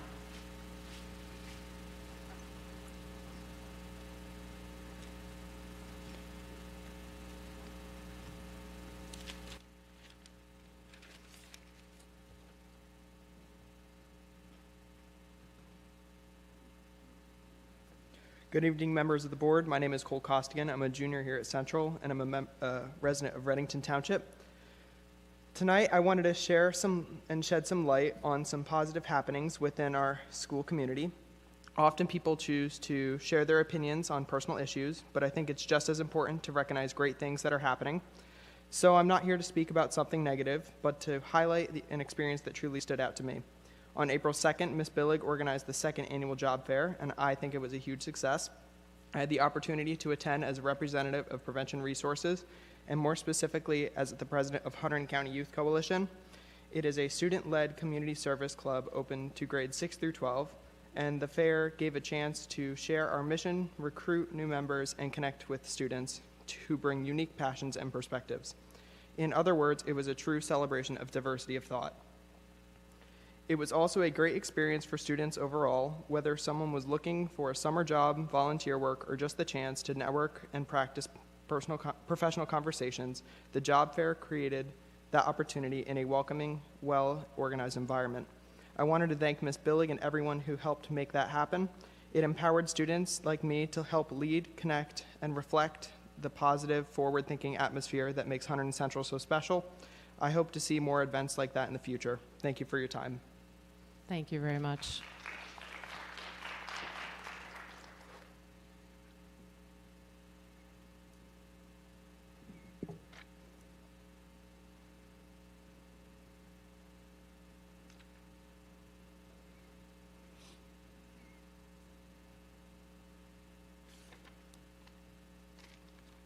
Hi, my name is Nadia Ryan, and I'm a freshman here at Central, and I'm a member of the Hunterdon Central dance team.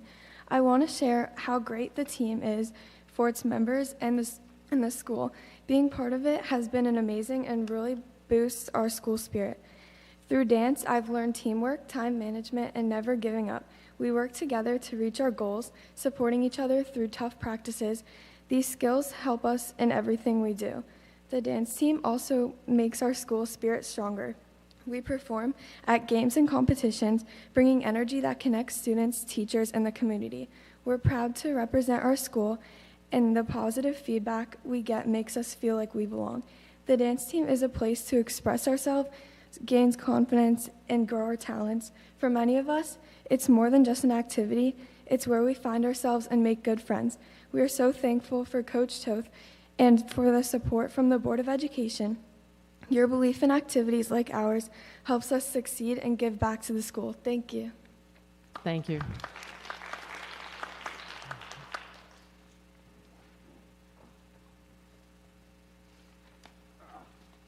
Oh, go ahead.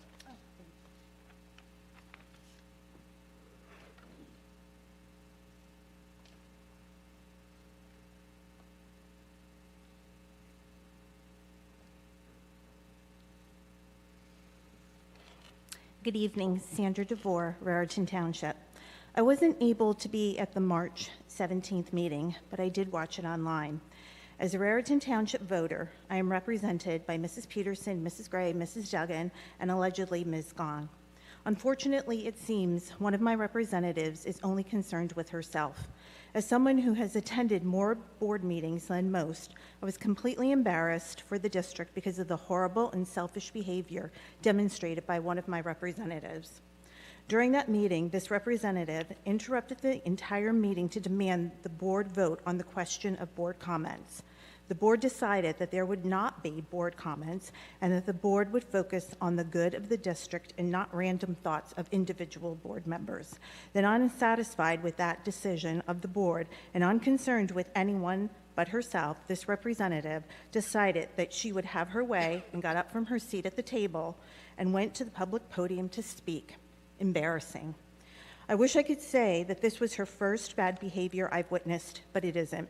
In January, this representative spent more than 5 minutes accusing another board member of bullying and intimidating her and claiming her victimhood.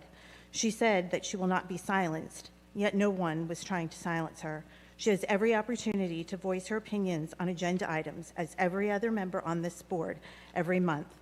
Ironically, in 2023, this representative came to this podium and bizarrely made a victory speech about winning the election by 31 votes. She challenged everyone to be positive role models. I should apparently not hold my breath waiting for Ms. Gong to take her own advice. I appreciate all the good work of the majority of our board is doing. I ask that the other members begin to contribute in a positive way, instead of trying to selfishly land jabs at others during public board meetings. Thank you. Thank you.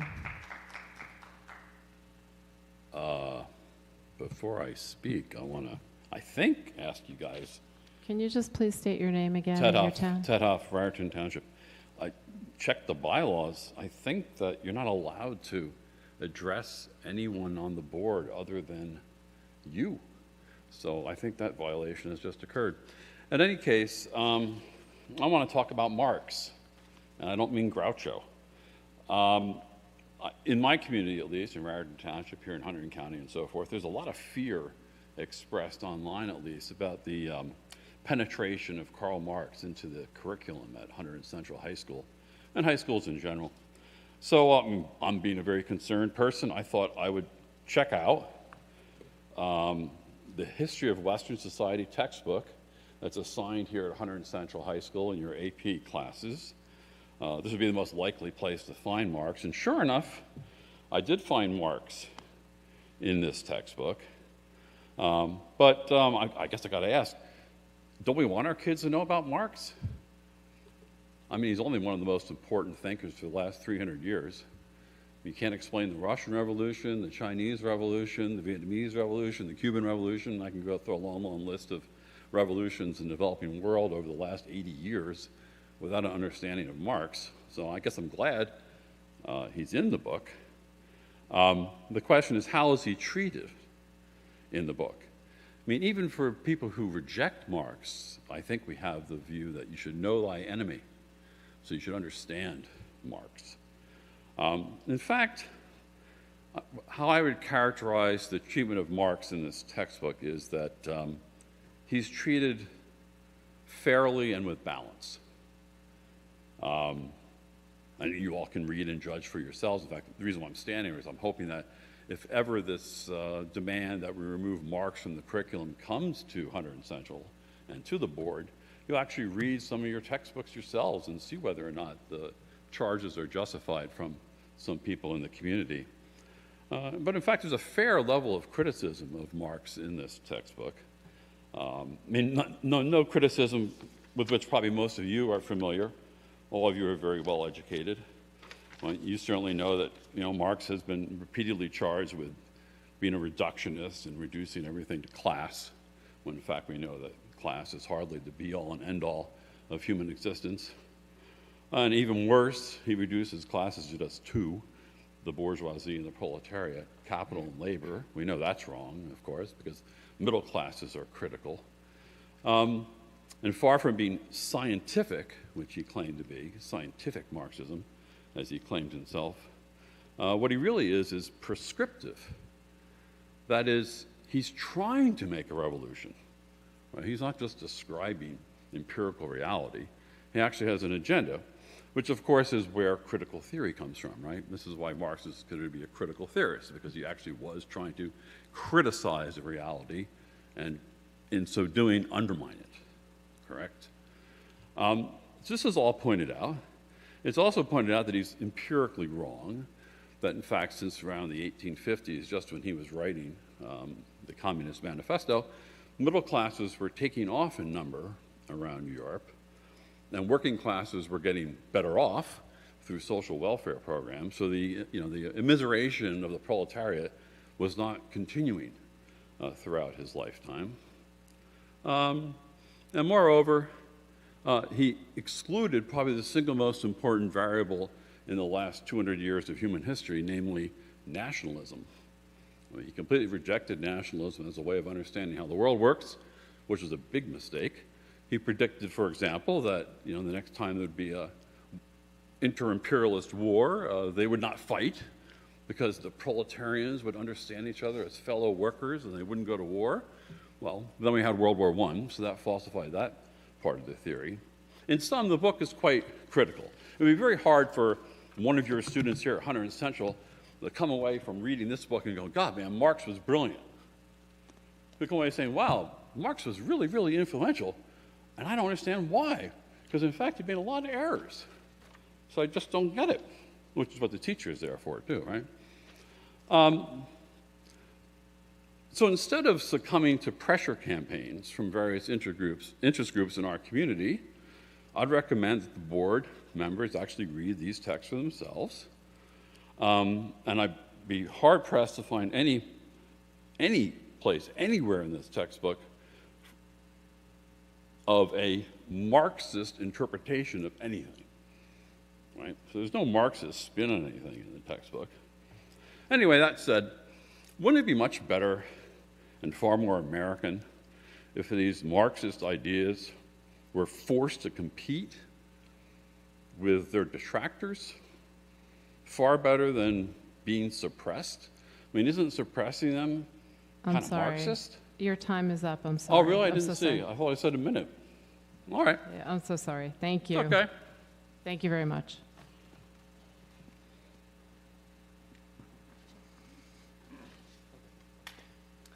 Ed McLaughlin, still with Delaware Township. First, I hope you, the ad hominem attack on Sandra Gong was, I don't think, merited. And Sandra, thank you for your service here on the Board of Education. So policy 0164, the comments by board members, very disappointed that is moving forward as a bylaw, that you're not going to have that comment period. There is obviously some dissension on this board. It would benefit us all to be able to hear different opinions about how we're moving forward in this forum. This is what I come here for. I don't care to understand what the monolithic opinion is of the board. We can read that in the policies and the bylaws and the minutes, the outcome. I am interested in hearing some debate, some commentary about the policies that are coming up. I'm also interested in hearing just generally, your folks, your opinions, as Sandra was saying, to be able to talk about what's important to you with what the board is doing, what the school is doing. So the amount of time for each board member to be able to make public comments, to comment on the agenda, to comment on the activities at the school in general, it would really be valuable, and it's disappointing that that's going to go away. It doesn't promote a sense of transparency. It definitely promotes what Ms. Kellogg was saying. It promotes a sense that there are voices that are being squashed, and that we're not getting a sense of, we're not getting a healthy debate. And obviously you don't want a healthy debate in the public. I don't know why. Certainly with Robert's rules, we can manage a healthy debate and constructive debate. But I hope at some point in the near future there's a reconsideration of it, and that you'll consider bringing back what was a fairly time-honored part of our board meetings in the past. So thank you very much. Thank you.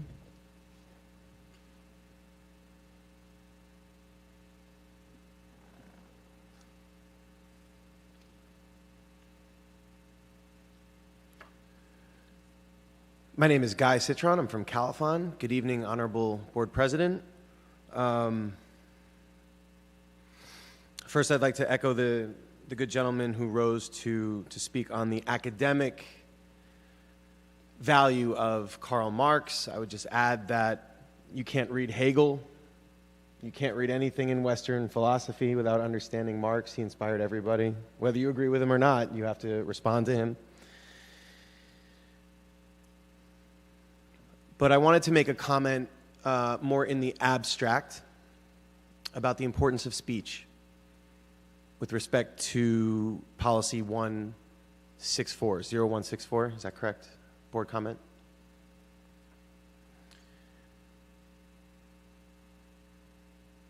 Do you like Walt Disney movies? You guys ever seen The Little Mermaid? You seen it? Yeah? It's one of my favorites. Maybe some of the younger audience, will appreciate this metaphor. I think it's very powerful. So when the Little Mermaid is living under the sea, they're the bottom feeders. They're the crabs. They're living in shells, and they have to kind of pick up whatever's dropped from like the larger sea creatures. The sharks, who they're bullied by. And so one day, we'll skip to the point. The Little Mermaid is like, well, I want to give human society a try. I want to go be with the humans above the, above all that oceanic nonsense hiding from predators and whatever. And so she makes a deal with Ursula. You guys remember that part? Ursula makes a contract with her, like, okay, I'll give you legs. You remember that? Yeah? You got to ditch the tail, you get the legs, but what's the catch? What's the condition? Does anyone remember? Can't talk. Right? Ursula says, I'll give you legs. I'll send you up there. You can meet the prince. You can hang out with the humans. But what can't you do? You can't speak. It's a very powerful message in Disney. Disney's great for that. You know, they really embed a lot of deep and beautiful and powerful messages in their works. And I think, for me personally, it means that you really can't participate in human society without your voice. And to raise the stakes one level, each and every board member here was elected as a representative for hundreds, if not thousands of others, to the gentlewoman's point who rose to speak about her displeasure with some of the speech. Those differences of opinion can and should be expressed with the full understanding that each board member has a very important role to play in the community as a representative, which fundamentally requires the ability to speak, to make comments, whether it's about a book or a problem. And one of the reasons why Robert's Rules of Order and deliberative democracy or deliberative assembly or whatever we want to call the business that we're doing here, which has been done for centuries and centuries and centuries under different names, whether we want to call it republic or, you know, however academic or, you know, wordy we want to get with it. It's been so that we don't have to live in shark world. We don't have to live in that thing that the Little Mermaid wanted to get away from, which is where the biggest shark gets its way and then everyone else falls in line.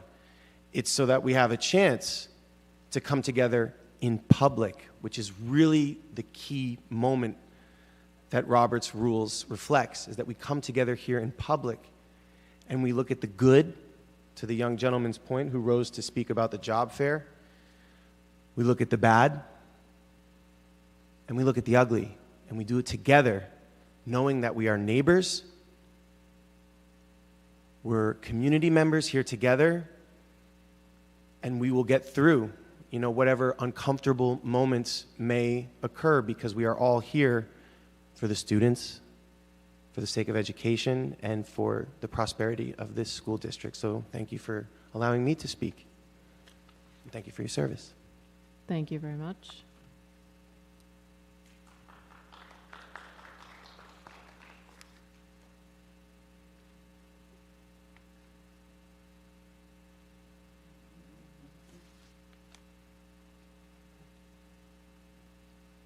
Is there anyone else that would like to speak? All right. Seeing none, we will close the residents' forum, and we are going to move to convene into executive session, where we will be spending approximately 45 minutes, and then we will be coming out to take action. Can I get a second? Second. And can I get a roll call? Mrs. Peterson? Yes. Mrs. Rothel? Yes. Mrs. Duggan? Yes. Ms. Gong? Yes. Mrs. Gray? Yes. Mrs. Kellogg? Yes. Ms. LaCosta? Yes. And Mrs. Santangelo? Yes. Thank you, everyone, for coming.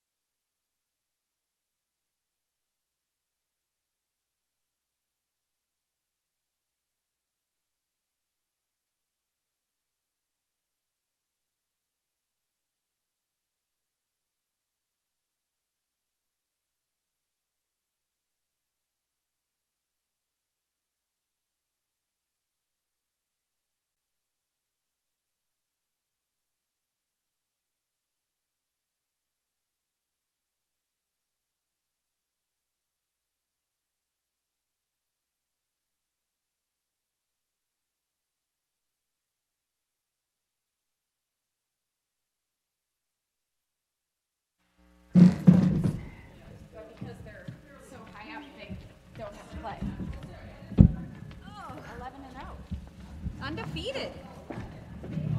So awesome. What's the latest you've been here? Do we need to take a? Oh, our microphones are on. They are. Everyone. I think I might have to. Lisa, your mic is on. That happened. Like I'm.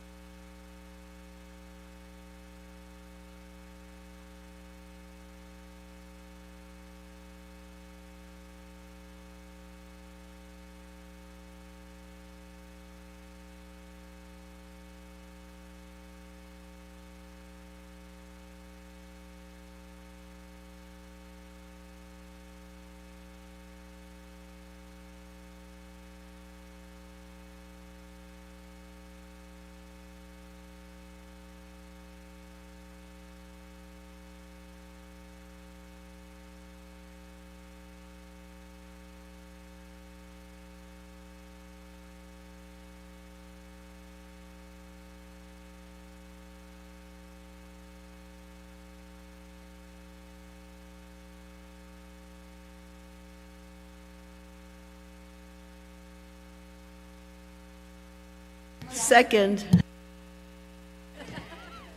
Okay. Sandra seconded. Okay. All in favor? Aye. Okay, very good. All right. So we are going to move to terminate. Move to approve the termination with all rights reserved for the following employee as recommended by the superintendent. Employee number is noted on the agenda. So can I get a second? Second. Any comments? Okay, roll call, please. Mrs. Rothel? Yes. Mrs. Duggan? Yes. Ms. Gong? Yes. Mrs. Gray? Yes. Mrs. Kellogg? Yes. Ms. LaCosta? Yes. Mrs. Peterson? Yes. And Mrs. Santangelo? Yes. All yes, motion carries. All right, thank you. So next item is to move to approve the long-term suspension from school for the following student, which is the ID number noted on the agenda, until the date as indicated, which is April 15, 2025, in accordance with the decision of Central Regional High Schools District Board of Education Student Discipline Ad Hoc Committee and on recommendation of the superintendent. Can I get a second? Second. Thank you. Any comments? Okay, roll call, please. Mrs. Duggan? Yes. Ms. Gong? Yes. Mrs. Gray? Yes. Mrs. Kellogg? Yes. Ms. LaCosta? Yes. Mrs. Peterson? Yes. Mrs. Rothel? Yes. And Mrs. Santangelo? Yes. All yes, motion carries. Okay, final item, move to affirm the Hunterdon Central Regional High School Administration disposition for the following HIP case reviewed by the Board of Ed in closed session on March 24th, 2025. Can I get a second? Second. Comments? Roll call. Ms. Gong? Yes. Mrs. Gray? Yes. Mrs. Kellogg? Yes, except on HIB number 27, on which I abstain. Oh, this whole thing is that one. Abstain. I thought this was to affirm. Didn't we have to? Oh, we didn't do it. I apologize. Okay. Abstain. Okay, so number 27? Yes. So I apologize. Okay. Ms. LaCosta? Yes. Mrs. Peterson? Yes. Mrs. Rothel? Yes. Mrs. Duggan? Yes. And Mrs. Santangelo? Yes. Motion carries. All right. And finally, motion to adjourn. Motion. Second. Yes. Discussion down there.